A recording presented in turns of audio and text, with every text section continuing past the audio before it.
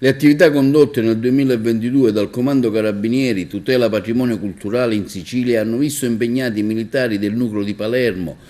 della dipendente sezione di Siracusa, in molteplici ambiti di intervento, con particolare attenzione al traffico illecito dei beni archeologici e ai furti di beni culturali.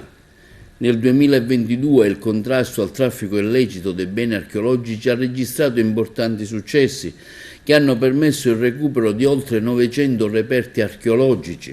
In tema di furti di beni culturali nel 2022 si è registrato un decremento, sono stati infatti denunciati 14 furti a fronte dei 20 dell'anno precedente. I più colpiti sono stati i luoghi di culto, le biblioteche, i luoghi privati, i luoghi espositivi pubblici e i musei. Nel caso specifico di musei e biblioteche gli ammanchi sono emersi a seguito di controlli inventariali e pertanto sono riferibili a reati commessi negli anni precedenti.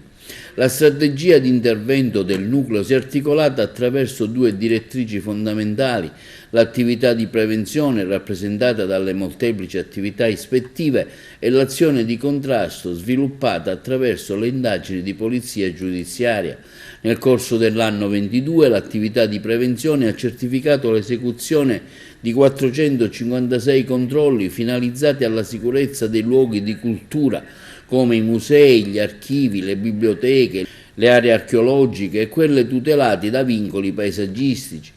Le verifiche hanno altresì riguardato gli esercizi commerciali del settore, numerosi controlli presso i mercati, le fiere di antiquariato, che rivestono un ruolo fondamentale per contrastare la ricettazione dei beni rubati.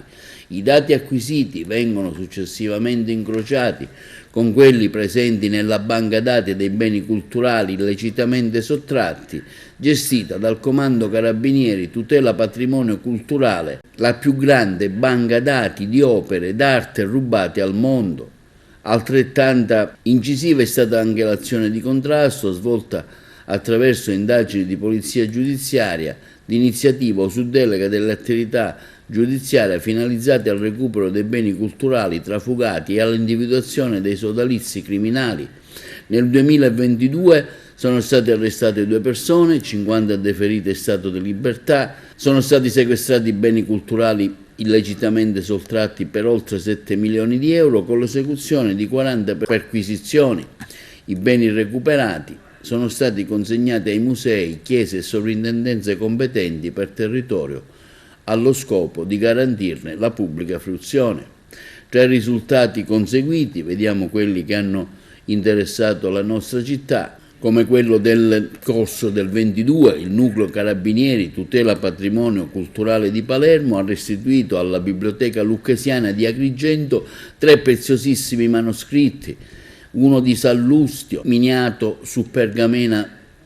del 1440 al 1450, altro pseudo Cicerone Ars Nova su pergamena firmata da Bonaccorso di Pesaro nel 1435, i 2 volumi rari e di pregio individuati in vendita presso una internazionale casa d'asta venivano restituiti a seguito di un'articolata diplomazia culturale coordinata dalla Procura della Repubblica di Agrigento e condotta dal reparto operativo dei Carabinieri, Cooperazione Internazionale di Roma. Altro ritrovamento è stato il dizionario siciliano italiano-latino di Michele Del Bono dalla Compagnia di Gesù, dedicato al signor Principe Campioforito. Il prezioso volume è stato individuato in vendita addirittura su un sito web e a seguito di indagini coordinate dalla Procura della Repubblica di Agrigento e condotte unitamente alla Compagnia dei Carabinieri di Canicattì sono stati recuperati.